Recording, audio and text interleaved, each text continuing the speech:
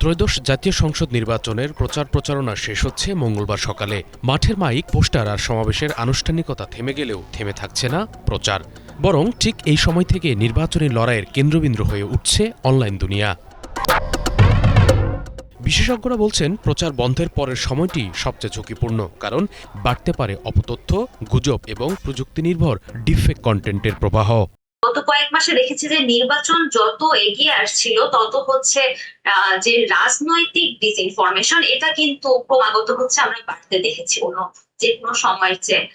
আমি যদি লেটেস্ট একটা স্ট্যাটিস্টিক্স আপনাকে বলি, গত 22 জানুয়ারি থেকে হচ্ছে নির্বাচনী প্রচারণা যখন শুরু হয়, তো সেখান থেকে এই যে এখন পর্যন্ত যে বাংলাদেশের যে বিদ্যমান ফ্যাক্ট চেকিং সংস্থাগুলো রয়েছে তাদের যতগুলো নির্বাচন কেন্দ্রিক ফ্যাক্ট চেকিং ছিল, শুধুমাত্র নির্বাচন কেন্দ্রিক, সেইগুলোর পরিমাণে ছিল হচ্ছে 150-র বেশি। 22 তারিখে নির্বাচন প্রচারণার পর থেকে আসলে আমারও পর্যবেক্ষণ সেটাই যে আমাদের 22 তারিখে নির্বাচন প্রচারণার পর থেকে মিসইনফরমেশনের যে রেট সেটা ঊর্ধ্বমুখী। ফেসবুক, ইউটিউব, টিকটক কিংবা হোয়াটসঅ্যাপ এই প্ল্যাটফর্মগুলোতে রাজনৈতিক বক্তব্যের বিকৃত ভিডিও, ভুয়া অডিও ক্লিপ বা মনগড়া তথ্য দ্রুত ছড়িয়ে পড়ার আশঙ্কা রয়েছে। সাধারণ ভোটারদের জন্য কোনটি সত্য আর কোনটি সাজানো তা বোঝা কঠিন হয়ে উঠতে পারে।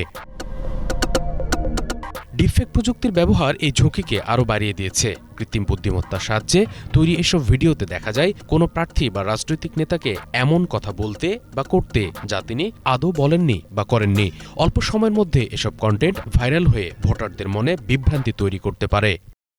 রাজনৈতিক দলগুলোর সদিচ্ছার অভাব আংশিকভাবে হলেও ডেফিনেটলি আছে আমি মনে করি। কেন? কারণ হচ্ছে দেখেন, আপনি যতগুলো আপনার রিউমার বলি আমরা বা অপতথ্য যেগুলোকেই বলি, এক দল আরেক দলের এগেনস্টে দিচ্ছে, কিন্তু আপনার অপোনেন্টের এগেনস্টে এই ধরনের নিউজগুলো ছড়াতে থাকেন, অপোনেন্টও কিন্তু আগামীকালকে এই নিউজগুলো আপনার এগেনস্টেই ছড়াবে। নির্বাচন কমিশন ও আইন শৃঙ্খলা রক্ষাকারী বাহিনী অপপ্রচার রোধে নজরদারির কথা বললেও বাস্তবতা হলো ডিজিটাল দুনিয়ার গতির সঙ্গে তাল মেলানো বড় চ্যালেঞ্জ। এক ক্লিকেই পড়তে পারে হাজারো পোস্ট, ভিডিও কিংবা লাইভ। বিশেষজ্ঞদের পরামর্শ, এই সময় ভোটারদের আরও সচেতন থাকা জরুরি। কোনো তথ্য কিংবা ভিডিও দেখলেই বিশ্বাস না করে যাচাই করা, সন্দেহজনক কন্টেন্ট শেয়ার না করা এবং নির্ভরযোগ্য সংবাদ মাধ্যমের তথ্যের উপর ভরসা রাখাই হতে পারে অপতথ্যের বিরুদ্ধে সবচেয়ে বড় প্রতিরোধ।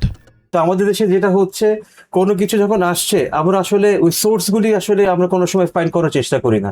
একজন পোস্ট দিয়েছে, হ্যাঁ ইট ইজ কারেক্ট, এবং আমি কি করছি, আমি আবার এটা শেয়ার করছি।